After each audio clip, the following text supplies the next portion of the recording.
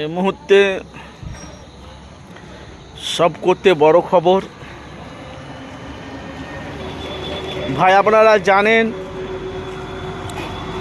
যে দিল্লিতে যেভাবে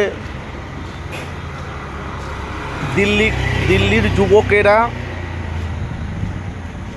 ককরোচ পার্টি, অথচ তৃণমূলের কর্মীরা, বিজেপির কর্মীরা যেভাবে সংঘর্ষ দিল্লিতে চলছে, অনেক মানুষ বাংলাতে এটাকে মেনে নিচ্ছে না। যেহেতু আমরা দেখতে পাচ্ছি আগামী দিনে খুব শিগগিরই বাংলার গর্ব, বাংলার নয়নমণি, বাংলার জ্যোতি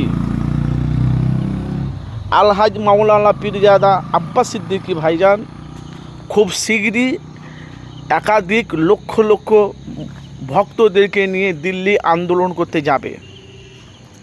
যেহেতু আমরা দেখতে পাচ্ছি যে বাংলার সমস্ত মুসলমান যদি একতা হয়, বাংলার সমস্ত মুসলমান যদি একতা হয়, আমার মনে হয় ভাই ইসলামের ওপর আঘাত তো দেওয়া দূরের কথা, আঘাত দিতে গেলে বারবার ভাববে। যেহেতু ভাই আমরা দেখতে পাচ্ছি হিন্দুরা যেরকম একাত্ম আছে, ওদের ঐক্য আছে, ওদের ভালোবাসা আছে, ওদের একটা সম্পর্ক আছে, কিন্তু আমাদের ইসলাম ধর্মে, আমাদের মুসলমানের ঐক্য ভালোবাসা এটা কিন্তু নেই।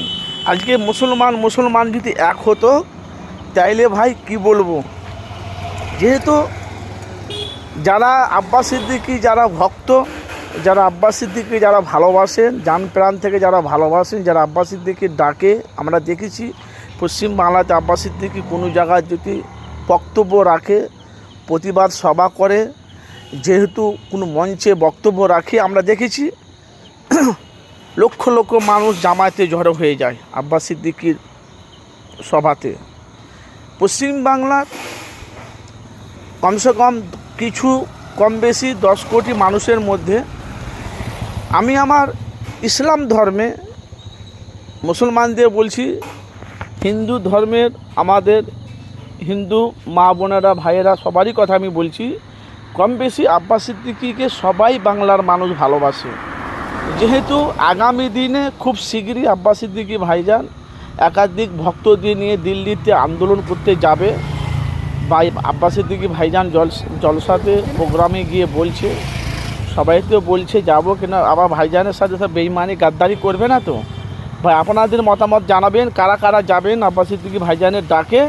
অবশ্যই একটু মূল্যবান কমেন্ট বক্সে অবশ্যই আপনারা মতামত জানাবেন।